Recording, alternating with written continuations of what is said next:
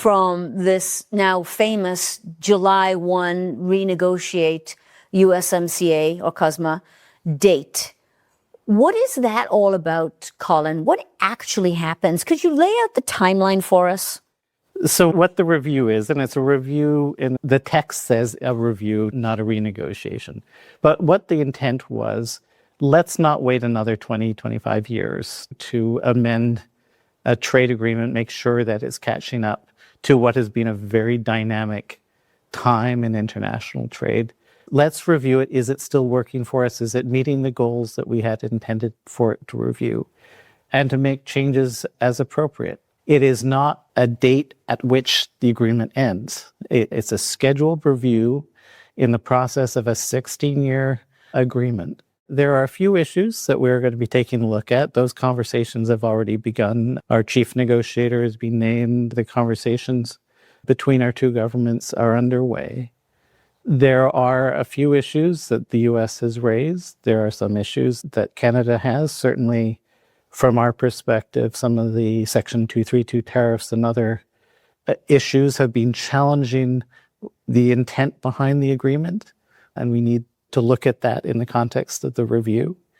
But from our perspective, and what we're hearing from industry on both sides of the border, and I think what the U.S. government has been hearing from its own industry, is that really what is required at a moment of great challenge to our industry is predictability, some certainty, some coordination in how we address challenges from offshore. And that's where the focus should be. So we are looking to bring certainty back to the sector. I love that. We're looking to bring certainty back because, as I said in the opening, and Mark Carney said it beautifully, this is a rupture. The world has changed. The world in which you were part of the original negotiation of the agreement is no longer the same. It's completely different. So how challenging does that make this situation in July 1st? And I seem to be hanging on to this July 1st, but I guess what I'm hearing from you is it's just part of the process. Nothing is going to change dramatically July 1st. So the provision provides for a review with all three countries having an opportunity to sort of say, we're happy with where the agreement is, or we are happy with making these adjustments. If you don't get that thumbs up on July 1, it doesn't impact the agreement. The agreement stays in force. What it does mean is that it kicks off a series of annual reviews until such time as all three parties say, this agreement, these modifications work for us, we're prepared to go forward on that basis. But while those conversations are happening, the agreement stays in force. We would like to have certainty for the industry sooner rather than later. And we're prepared, in the conversations we've already had with the U.S. government, are working to try to resolve issues so we can provide certainty as quickly as possible.